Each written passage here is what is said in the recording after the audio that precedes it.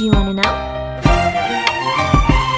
Baiklah, di video kali ini kita akan membahas tentang ekologi sastra pada novel Rindu Terpisah di Raja Ampat karya Kirana Kejora. Sebelum itu, alangkah baiknya kita harus mengetahui dulu apa itu ekologi sastra. Ekologi sastra adalah sebuah cara pandang yang digunakan untuk memahami permasalahan lingkungan hidup. Hal yang dibahas terkait dengan ekologi sastra adalah adanya keterkaitan antara lingkungan hidup dengan sastra. Menurut Endra Swara, ekologi sastra adalah suatu ilmu yang mempelajari cara manusia beradaptasi dan menjaga lingkungan dengan baik.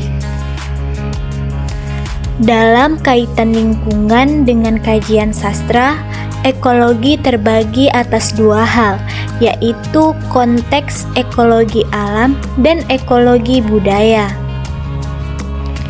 Yang pertama, ekologi alam. Ekologi alam ini lebih menekankan aspek alam sebagai inspirasi karya sastra dan kajian ekologi yang menekankan pembelaan atau advokasi terhadap kerusakan lingkungan yang disebabkan oleh perbuatan manusia, berkaitan dengan konteks ekologi alam yang berhubungan dengan sastra.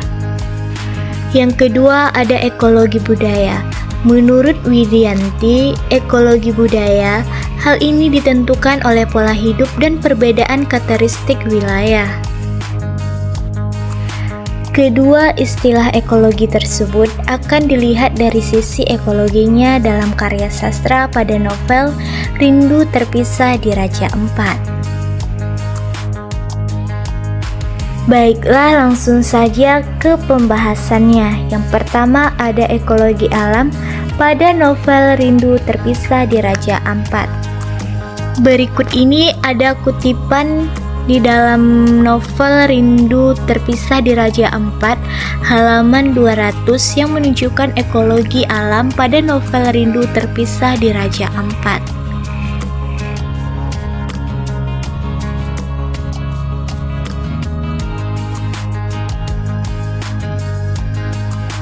Berdasarkan kutipan tersebut, pengarang memberikan informasi terkait dengan cara menikmati lingkungan alam pada ekosistem darat dengan latar tempat yang ada di Raja Ampat melalui penuturan Karang sebagai tokoh bawaan kepada Rindu.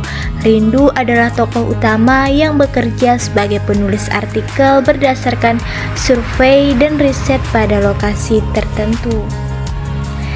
Salah satu tempat yang menjadi risetnya ialah Raja Ampat. Raja Ampat adalah suatu tempat yang dipenuhi dengan surga tersembunyi untuk para wisatawan. Surga dunia yang tidak hanya dapat dinikmati tetapi juga perlu dirawat dan dijaga. Masyarakat mempunyai kewajiban untuk menjaga, melestarikan dengan rasa penuh tanggung jawab serta mengimbanginya dengan baik. Salah satu cara manusia mengimbangi alam yaitu dengan merawat lingkungan agar tetap baik. Selain merawat lingkungan alam dengan sikap tanggung jawab. Selanjutnya ada lagi kutipan di halaman 210 yang menunjukkan ekologi alam pada novel Rindu Terpisah di Raja Ampat.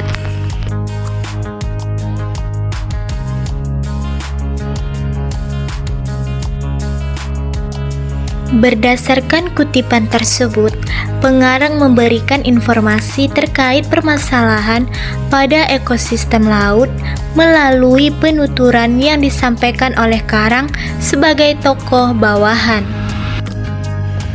Ikan ialah jenis binatang bertulang belakang yang hidup di air dan bernapas menggunakan insang. Ikan termasuk komunitas terbesar sebagai penghuni laut dengan berbagai bentuknya, yaitu dari bentuk yang paling kecil sampai bentuk yang besar. Hewan ini kerap mengalami permasalahan dalam ekosistemnya, yaitu kesulitan untuk tidur atau insomnia. pada malam hari. Hal tersebut terjadi karena kehidupan biologinya dikacaukan oleh manusia. Sangat disayangkan sekali dengan keadaan tersebut. Manusia seharusnya menjaga lingkungan alam dengan rasa penuh tanggung jawab, justru merusak dan mengacaukan lingkungannya sendiri dengan sengaja. Hal yang perlu diketahui ialah ikan memberi banyak kenikmatan surga dunia, khususnya bagi para penyelam, nelayan, dan masyarakat yang menikmatinya juga. Yang kedua, kita akan membahas tentang ekologi budaya pada novel Rindu Terpisah di Raja Ampat. Ekologi budaya berkaitan dengan suatu kemampuan yang dimiliki oleh manusia untuk berinteraksi. Cara manusia berinteraksi dengan lingkungan alam untuk memenuhi kebutuhan tertentu dengan cara beradaptasi dan mempertahankan diri pada suatu lingkungan tertentu.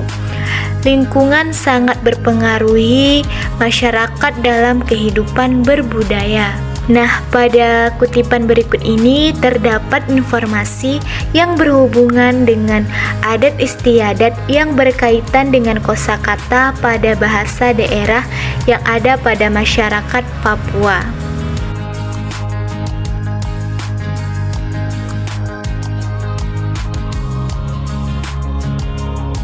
Berdasarkan kutipan tersebut, pengarang memberi informasi terkait dengan keragaman adat istiadat. Keragaman tersebut berada pada latar tempat di Papua melalui penuturan yang disampaikan oleh Pace Jonas sebagai tokoh tambahan. Pace Jonas adalah salah satu nelayan yang menerima hibah kapal Inkamina di Timika dan sangat mengetahui tentang Papua.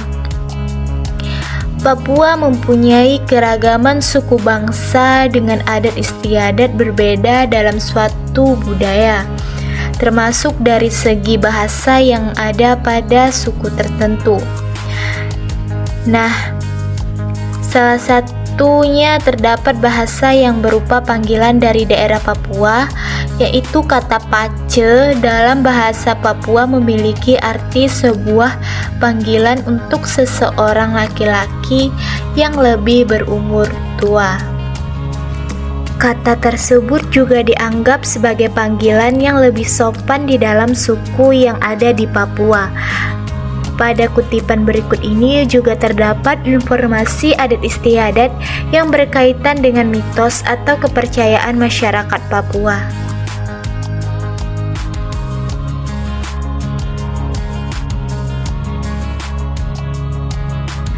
Berdasarkan kutipan tersebut, pengarang memberikan informasi terkait dengan keragaman adat istiadat. Keragaman tersebut berada pada latar tempat di Papua melalui penuturan yang disampaikan oleh Pace Jonas sebagai tokoh tambahan. Pace mengatakan bahwa di Papua ada sebuah cacing yang menjadi makanan kegemaran. Cacing tersebut disebut dengan tambelo. Cacing sejenis moluska atau hewan tanpa tulang belakang dengan warna putih, mempunyai taring dan berlendir. Cacing tembelo hidup di batang pohon yang sudah busuk. Cacing ini menjadi camilan dari suku-suku yang ada di Papua. Mereka menyantapnya ketika sedang berada di hutan untuk berburu. Selain itu, para wisatawan juga kerap dihidangkan dengan makanan tersebut dengan cara membawa batang yang sudah busuk. Hal yang dilakukan kemudian ialah membelahnya menggunakan kapak agar para wisatawan dengan mudah untuk menyantapnya juga. Bagian kepala harus dibuang karena terdapat taring di mulutnya dan kemudian dibersihkan terlebih dahulu dari lumpur-lumpur yang menempel. Cacing tembelo ini juga sumber protein kegemaran masyarakat suku yang ada di Papua. Cacing tersebut dipercaya dapat menyembuhkan penyakit malaria, batuk, sakit pinggang, dan bisa menaikkan selera makan.